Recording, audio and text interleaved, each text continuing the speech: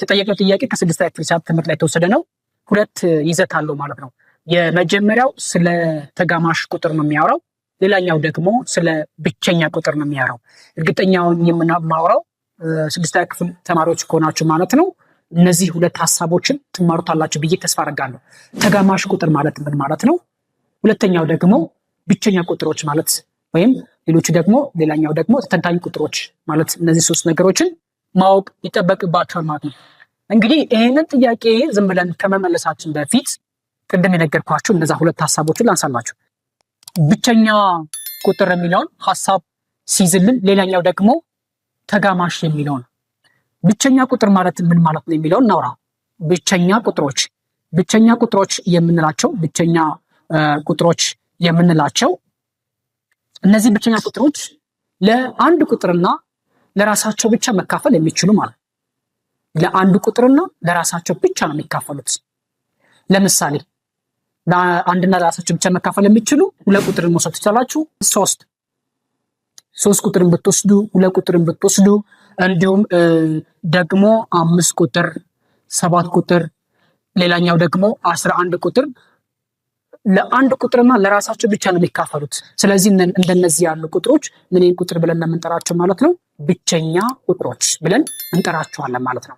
እነዚህ ቁጥሮች ናቸው። ከነዚህ ቁጥሮች ውስጥ ደግሞ ተጋማሽ የሆነው የትኛው ነው? ስለዚህ ተጋማሽ የምንላቸው ቁጥሮች ምን ቁጥሮች ናቸው? ተጋማሽ የሚባሉት ደግሞ ተጋማሽ ቁጥሮች የሚጋመሱ ቁጥሮች የአንድ ቤት ሆሄያቸው 0፣ 2፣ 4፣ 6፣ 8 የአንድ ቤት ሆሄያቸው። የአንድ ቤት ሆሄ ማለት ለምሳሌ 240 ካላችሁ የአንድ ቤት ሆሄው 0 ነው። ስለዚህ ይሄ ቁጥር ምን አይነት ቁጥር ነው? ተጋማሽ ቁጥር ነው።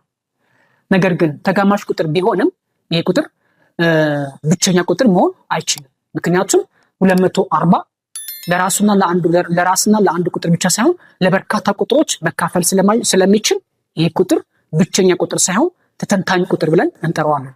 ስለዚህ ቅድም ልነግራችሁ የፈለኩት ምንድነው መግቢያ ላይ እንደነገርኳችሁ ማለት ነው እንደነዚህ ያሉ ጥያቄዎችን በምትሰሩበት ሰዓት ወይም ሲያጋጥማችሁ የግዴታ እነዚህም ሁለቱም ጽንሰ ሀሳቦችን ልናውቃቸው ይገባል ማለት ነው። ስለዚህ ብቸኛ ቁጥር የምንላቸው 2፣ 3፣ 5፣ 7፣ 11 ተጋማሽ ቁጥር የምንላቸው ደግሞ በነገራችን ላይ እነዚህን ቁጥሮች አይቆሙም። 11 ቁጥር አለ፣ ከዛ 13 እያለ ይቀጥላል ማለት ነው። ስለዚህ በዚህ ጥያቄ ምሳሌ መሰረት ማለት ነው ከነዚህ ምርጫ ከ0፣ ከ1፣ ከ2 እና ከ3 ብቸኛም የሆነ እንዲሁም ደግሞ ተጋማሽ የሆነ ቁጥር የትኛው ነው?